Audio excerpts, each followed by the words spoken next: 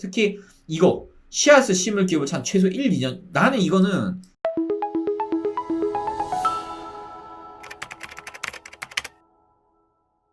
자, 여러분, 오늘은 성공 투자의 비밀 세 번째. 자, 농사처럼 주식을 해라. 주식농부 박영옥 씨에 대해서 제가 한번 분석을 해봤습니다. 자, 여기서 중요한 것은 이제 이분이 이때 당시에 이렇게 벌었다 라는 것을 잘 보셔야 되고요. 이제 이 전략이 현재 트렌드와 맞춰서 현 시대에도 맞는지 좀 찾아내셔야 될 것 같습니다. 그래서 일단은 이거는 이제 제가 분석을 하면서 느꼈던 것들, 그리고 제가 봤을 때 이런 거는 이렇게 대응하는 게 현 시대에도 잘 맞겠다 라는 것을 제가 이분 거를 제가 분석을 하면서 한번 알려드리도록 하겠습니다. 자, 2000억 슈퍼개미 박영옥 씨. 자, 주식농부 박영옥이라고 많이 불리우는 분인데 단돈은 아니에요. 4,500만 원을 2,000억으로 불리셨어요.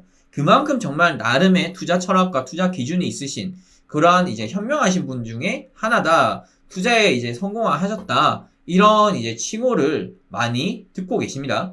그래서 이제 그의 투자 원칙, 장기 투자, 나도 한번 따라 해볼까? 라는 주제들에 대해서 한번 좀 볼 건데, 현재 박영옥 씨는 스마트 인컴 대표로 계십니다. 이제 투자회사고, 자, 주식농부 박영옥 씨는 중학교를 졸업을 하시고, 고등학교 진학을 하지 않으시고, 오히려 바로 사회에 뛰어들으셨어요. 그래서 섬유공장과 신문파리로 주경야독을 하셨고, 혼자 스스로 공부를 하고, 나만의 이제 삶의 철학이라든지 그런 기준을 만들어 가신 것 같습니다. 그리고 이제 중앙대 경영학과를 졸업을 하셨고, 대신증권에 입사를 하셨어요. 그리고 97년도에 37세의 나이로 교보증권, 압구정, 지점장이 되셨습니다. 그만큼 이제 젊은 나이에 이제 지점장까지 저때 시대에 달 정도였으면은 그만큼 이제 영업 실력이라든지 뭐 조언이라든지 사람과의 관계라든지 그런 게 전반적으로 다 괜찮았기 때문에 저 정도 경지까지 올라갔다. 저는 이제 생각을 합니다. 그렇지만 이제 외환 위기 때, IMF 때 보유 주식들이 대폭락을 하면서 이제 아무래도 이제 타격을 크게 입으셨겠죠? 그때 이제 한번 휘청거리신 것 같습니다. 그러면서 이제 모든 것을 처분하고 고객들의 손실금을 원래는 안 갚아줘도 되는데 개인적으로 다 갚아주셨대요. 그러면서 이제 갚으시면서 기존의 투자 방식을 버려야겠다. 그 시대에 맞는 트렌드를 아마 따라가신 것 같아요. 그래서 농심 투자 철학이라고 세우셨어요. 농부의 마음으로 투자하자. 이제 그런 마인드, 그런 마음의 이제 투자 방법이라고 보시면 될 것 같은데 2001년도에 4,500만 원으로 전업 투자를 시작을 하시게 되셨어요. 그리고 17년 만에 2,000억대 자산가로 등극을 하셨습니다. 이 와중에는 이제 나름의 이제 투자에 대한 해안이라든지 또는 투자 뷰, 또 투자 기준 이런 것들이 다 있었겠죠. 무엇보다도 이분이 정말 중요하게 생각했던 것들은 이제 기다리면서 타이밍을 노려서 들어가고 홀딩했던 그런 것들 같습니다. 그래서 이제 대표적인 투자 수익은 제일 1위가 삼천리 자전거예요. 여러분은 다 아시겠지만 4년도부터 2014년도 10년 동안 790원짜리 주식이 거의 한 2만원까지 올라가면서 24배를 24배 대박이네. 그렇게 이제 차익을 보셨다 하고요. 대동공업 같은 경우에도 거의 13배 정도의 수익을 보셨고 나머지는 뭐 한 200에서 300% 정도 수익을 보셨더라. 이렇게 보시면 될 것 같아요. 그래서 이제 박영옥 씨의 농심 투자, 주식은 농사처럼 좋은 씨앗을 뿌리고 수확해야 된다. 이런 마인드로 하셨어요. 씨앗을 심을 기업을 찾는데 최소 1, 2년 걸리셨다고 합니다. 근데 이거는 요즘에는 이렇게까지는, 맞지? 이렇게까지는 아닌 것 같아요. 이 기업 찾는 최소 1, 2년. 요즘에는 인터넷 시대이고, 이때는 뭐, 그렇게 인터넷 발달되지 않은 시대였기 때문에 아마 1, 2년 걸렸다고 저는 생각합니다. 그래서 투자하고 수확을 기다리는 시간이 또 최소 2에서 3년. 나는 2, 3년 동안 웬만하면은 다 벌써 몇 개 정리하고 또 탈고 막 그랬을 것 같아요. 뭐 하여튼 이때는 이제 가치 투자가 좀 많이 언급됐던 시절이고 워렌 버핏도 이제 가치 투자를 언급하던 그런 시절이었죠. 자, 주식은 농사처럼 땅을 읽어야 된다는 마인드로 이제 투자를 하셨고요. 빈 땅인 소외받은 기업을 찾아라. 소외받은 기업. 자, 여기서 이제 매매 원칙 한 개 나오는데 PBR이 1 이하인 기업. 즉 이제 기업의 자산 가치, 그러니까 기업상 장부 가치보다 저평가된 종목 위주로 투자를 하자. 예를 들어서 장부에는 얘들은 한 100억 정도의 가치가 있는데, 실제로, 얘들은 한 70억 수준인 거야. 그럼 좀 더 가치가 높아질 수가 있겠죠. 최소 30억의 갭은 있잖아요. 그래서 이제 투자 원칙 8단계라고 해서 이렇게 만들어 두셨는데 첫 번째 단계, 업종의 전망이 어떠한지를 가장 먼저 분석을 하셨어요. 향후 5년 유망 업종을 체크를 하셨다. 자, 두 번째, 사업 모델이 간단 명료한가? 자, 수익 구조는 단순하고 자회사와 거래 관계가 복잡하지 않은 약간 뭐 비리나 뭐 이런 게 없는 그런 회사들을 얘기하는 것 같아요. 그리고 B2C, 기업과 기업이 아닌 기업과 소비자, 즉 이분은 거의 소비재 위주의 사업체들을 많이 찾아냈던 것 같아요. 소비재 위주로. 예를 들어서 뭐 라면, 뭐 소비에서 없어질 만한 것들, 꼭 필요한 것들, 생필품들 이런 것들을 좀 많이 투자를 하셨고, 세 번째로 이제 재무 구조가 안정적인가, 최소 3년의 매출과 이익 추세, 자금 조달 구조를 단순하게 하는 그런 회사들을 찾아 나섰다. 그리고 당연히 네 번째가 중요한데, 업종 내에서 여기가 1위 회사인가, 이거를 되게 유심히 봤던 것 같아요.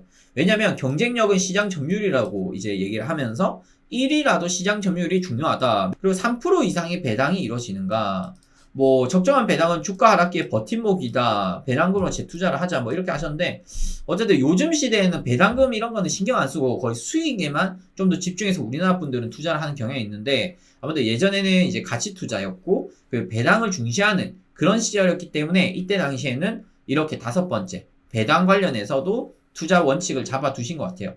그리고 이제 공시에 대해서 성실한가, 책임감 있는 기업이라고 보통 생각을 하더라고요. 공시가 이제 꾸준히 이제 안정적으로 제대로 나왔는지, 사실인지 그런 여부도 체크를 한 것 같고요. 경영자는 진짜 회사를 생각하는지, 이것도 되게 중요시 생각했던 것 같습니다. 언론 인터뷰나 주주총회, 기업 설명회 이런 것들 통해서 이제 파악을 했던 것 같은데, 아무래도 이거는 말 그대로 저평가된 기업들이었기 때문에 경영자가 직접 나서서 이제 투자 설명회라든지 우리 회사는 이래이래해서 이래이래 갈 거다라는 미래 가치, 미래 지향적인 얘기들을 이제 들으셨겠죠. 물론 이제 디테일한 그 보고서도 많이 봤겠지만, 그런 저평가된 종목들 위주로 발굴을 하다 보니까 이제 진짜 회사 생각하는지를 봤던 것 같습니다. 그리고 그럼에도 불구하고 회사가 저평가되었는지, PBR 저평가, 시장에서 소외된 원인 따지고, 이게 무슨 말이냐면, 아니 독과점에다가 경영력 좋아, 다 좋은데, 아니 PBR이 저평가 아니야, 완전 고평가야. 그럼 살 필요가 없잖아. 이미 고평가 돼 있는데, 그죠? 이미 잘 나가서 이미 가치란 거에 벌써 다 반영이 돼버린 거야. 그러면은 먹어봤자 의미가 없기 때문에, 그래서 더 그런 것 같습니다. 그래서 이제 뭐 보시면은 어떤 회사에 투자를 해야 되는가, 이렇게 이제 이분이 말씀하셨는데, 뭐 이건 근데 당연한 거 아니에요. 이거는 여러분들이 굳이 주식 투자를 안 하고 사업을 안 하더라도 차후에 주식 투자를 한다든지 사업을 할 거면 이 정도는 알고 계시면 좋을 것 같아. 이런 회사에 투자를 해야 된다는 마인드가 있으면 어떤 회사인지는 알고, 나도 이제 그런 회사를 만들어 간다는 생각으로 운영을 해야 되거든요. 첫 번째, 이제 꾸준한 매출이 나오는지, 성장 기업으로 주가 상승 요인이 되는지, 두 번째로 독과점 기업인지, 매출의 크게 변동 없이 장기적으로 매출이 증가하고 있는지, 이런 것도 이제 당연히 체크를 해야 되겠죠. 그리고 단순한 수익 구조인지, 예를 들어서 뭐 다양한 환경적 요인의 변동이 크지가 않은지, 뭐 환율, 유가, 원자재 정책 이런 것들의 변동이 아예 없을 수는 없겠죠. 아예 없을 수는 없겠지만 최대한 적은지, 그걸 좀 봐야 될 것 같고, 한 네 번째 뭐 배당 수익 같아요. 배당은 재무상 문제가 없다, 그런 것들을 이제 증명을 하는 거거든요. 그래서 이제 배당이 증가한다면 기업이 성장한다, 이렇게 이제 해석을 하신 것 같습니다. 근데 이제 말 그대로 이거는 진짜 이상적인 구조인 것 같아요. 이게 뭐 미국의 대기업들이 그것도 상위 몇 프로 정도가 이제 이런 식으로 좀 나오긴 하거든요. 현실적으로는 이렇게까지는 아니겠지만 어느 정도 이 정도의 부합을 한다, 100이라는 숫자가 있으면 한 80까지 부합을 한다면 투자를 해도 되지 않나, 전 좀 생각을 하고 있습니다. 자, 그래서 이제 이분 같은 경우 어떻게 투자를 해야 되는가 이제 얘기를 했는데, 첫 번째로 좋은 종목 5개 정도를 보유한다. B2C 기업, 기업과 소비 거래. 저는 솔직히 개인적으로 B2B, 기업 대 기업 거래도 저는 괜찮다 보는데, 아무래도 이분 같은 경우에는 좀 가치 투자 위주로 그때 당시 하다 보니까 B2B 거래 종목을 찾기에는 조금 이제 한계가 있었을 것 같고요. 이때 당시에는. 그리고 B2B로 하는데 그 B2B 대상이 이미 가치가 고평가돼 있는 거지. 그럴 수도 있거든요. 그래서 아마 B2C 위주로 하신 것 같아요. 그리고 이제 가치가 있는 기업에 장기간 투자하자. 2, 3년, 뭐 3, 4년 이렇게 보셨고요. 기업의 주식을 모으고 배당을 받아 재투자하자. 근데 배당 받아서 이거는 생활비 써야 되잖아요. 이건 이제부터 생활비 써야 될 것 같은데, 어차피 배당이 크니까 아마 재투자도 생각을 하신 것 같아요. 그리고 네 번째, 이제 무관심할 때 매수, 관심 집중 매도. 이게 뭐냐면 잘 모를 때 일단 저평가되어 있으니까 매수를 하겠죠. 뉴스에 떠들고 뭐 개나 소나 이거 사라 이러면 그땐 고점이겠죠. 매도를 해야 되겠죠. 그래서 이게 바로 성공 투자의 공통 법칙으로 나왔던 것 같습니다. 그래서 최근에 이거는 뭐냐면 제가 이제 성공투자 관련해서 이제 계속 자료들을 모아서 이제 여러분들께 알려드리고 있는데 이 4번 같은 경우에는 거의 다 공통점인 것 같아요. 다 이렇게 하셨던 것 같아요. 그리고 5번째 좋은 기업 발굴 전까지 대기. 이 대기가 진짜 여러분 이거는 나 이제 인정하는 건데 여러분도 계좌에 한 1억이 있잖아요. 근데 발굴할 때까지 대기할 수 있는 분 거의 없어요. 왜냐면 이 손이 근질근질하고 돈은 좀 쥐고 있고 뭔가 한번 해보고 싶고 그럼 차트 보다가 막 괜찮다 싶으면 확 질러버리고 그러다가 잘못하면 물려 먹긴 먹겠지만 그래서 이제 그럴 바에 확실하지 않으면은 그냥 뭐 저점 대기하자 이런 마인드로 하신 것 같습니다. 그래서 박용옥 씨의 종잣돈 조언이라고 해서 종잣돈 모으기 현안이 되지 마라. 뭐 종잣돈을 희생해서 적은 돈이라도 투자를 해라. 왜냐면 이게 무슨 말이냐면 투자해라는 것은 일단 좀 어떻게 실전을 한번 해봐라. 맛을 봐라. 그런 거잖아요. 투자의 맛을 봐라. 그래야지 나중에 큰 돈을 굴릴 수 있지 않겠냐. 약간 그런 의미인 것 같고요. 종잣돈 대신 매년 10%씩 성장하는 기업에 당장 투자하라. 저희 회사에 투자해도 될 것 같은데? 우리 회사 한 몇십 프로씩 지금 성장 중이거든요? 막 이래. 뭐 하여튼 농담이고, 어쨌든 이제 이런 회사들에 뭐 투자를 해라. 뭐 이런 것 같습니다. 종잣돈을 가지고 이제 할 때. 뭐 예를 들어 월 10만원씩 매달 이제 적금식으로 부어가는 거죠. 그래서 적은 금액을 쌓아가다 보면은 점점 커지게 되니까 이제 그런 이제 투자 철학을 좀 갖고 계셨던 것 같습니다. 그래서 현재 이제 박용옥 씨가 어떤 주식을 현재 갖고 계신가 했더니 이게 2020년 1월 29일 종가 기준이고 이거 수익률 같은 경우에는 투자 금액 대비 평가 기준 가치 기준이거든요. 약간 이제 옛날 주식들이 조금 많이 보유가 되어 있는 것 같긴 합니다. 물론 이제 제가 뭐 이렇게 뭐 할 수는 없지만 저랑 성향이 좀 달라서 예, 그래서 수익률은 현재는 이래요. 현재는 이런데 뭐 어떤 건 수익도 크고 어떤 건 좀 작고 한데 어찌됐건 장기적으로 본다면은 이 기업들이 계속 올라간다. 그러면 이 수익률은 바뀔 수는 있겠죠. 그래서 이제 이분은 장기 투자로 아직까지 가시고 계시기 때문에 저는 뭐 이분의 스타일도 나쁘진 않다. 다만 저랑 성향은 다르다. 이렇게 저는 보고 있습니다. 박용옥 씨를 이제 따라해도 괜찮을까? 그래서 제가 질문 한번 만들어 봤어요. 골든 서퍼도 동의하는 박용옥의 투자 원칙은 저는 일단 제일 인정하는 것은 기다려서 제대로 된 종목을 투자하자. 그러니까 최대한 타이밍을 기다려서 노려서 최대한 저점에서 저평가된 가치 높은 종목, 미래 가치가 높은 종목들을 최대한 기다려서 투자를 한 건데 이거는 주식이든 선물이든 마찬가지. 저도 선물 이제 할 때 추세 매매라는데 추세에 눌림목 최대한 조정 줄 때 들어가거든요. 그래야지 최대한 손절값은 짧고 수익은 길게 가져갈 수가 있어요. 그리고 잘 사야지 심리적으로 위축이 덜 돼요. 근데 괜히 어정쩡한 자리에서 사게 되면은 뭐 이제 수익 났다 손실 났다 수익 이러면 사람 심리가 조마조마하거든요. 그러다 보면 못 기다리고 이상하게 막 조금 먹고 팔고 날 때 왕창 이렇게 될 수가 있습니다. 그래서 이분 거에서 가장 이제 제가 좀 배울 수 있었던 것은 기다리는 거 그리고 저평가된 종목들을 찾아내는 거 이런 것들이 되게 중요했던 것 같아요. 저평가 그리고 아까 이제 말씀드렸었는데 이분이 지금 보면은 여러 가지 중에서 이 4번 있죠. 무관심할 때 매수, 관심 중심 매도. 이거는 뭐냐면 뉴스에 팔아라 이 얘기인데 사실 주식 하시는 분들은 이거 되게 중요하게 합니다. 주식 하시는 분들 이거를 꼭 보시면 좋을 것 같고 그 다음에 아까 말씀드렸던 5번 좋은 기업 발굴 전까지 대기 그 다음에 이제 독과점 기업 꾸준히 이거는 근데 당연한 거예요. 그래서 여러분들이 주식을 하든 사업을 하든 뭘 하든 간에 이 회사들 어떤 회사에 투자해야 되는지에 대한 이것은 꼭 알고 계시면 좋을 것 같습니다. 근데 제가 개인적으로 이 분석을 하면서 느꼈던 것 중에 좀 아니다 싶은 게 있어요.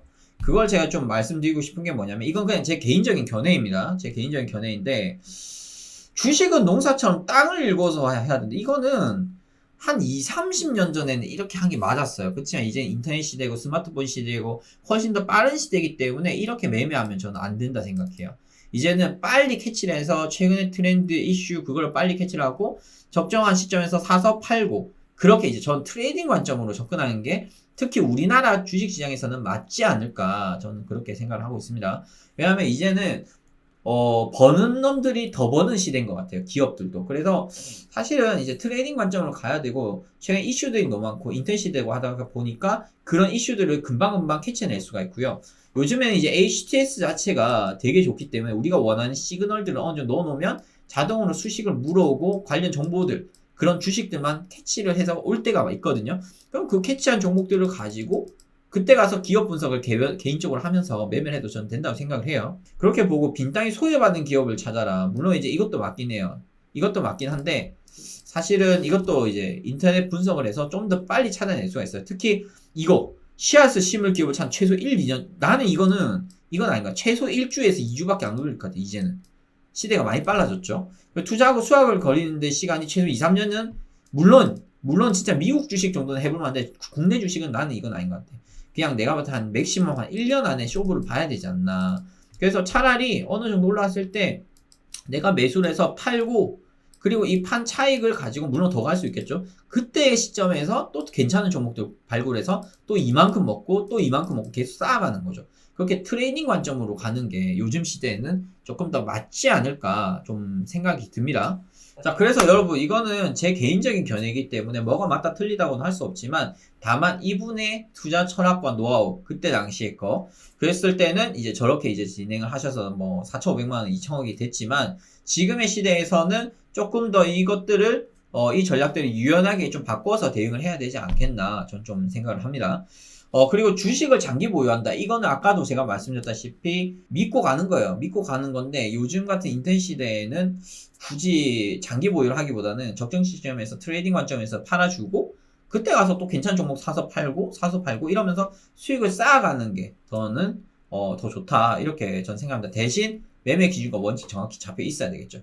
그게 되게 중요하다고 저는 생각합니다. 자, 오늘은 제가 주식 농부 박영옥 씨에 대해서 한번 분석을 해봤고요. 이 영상에서 여러분들께서 많이 배우셨다면 좋아요, 구독 꼭 부탁드리고 저는 다음 시간에 조금 더 알찬 정보를 가지고 여러분들께 또 찾아뵙도록 하겠습니다. 이상 골든서퍼였습니다. 감사합니다.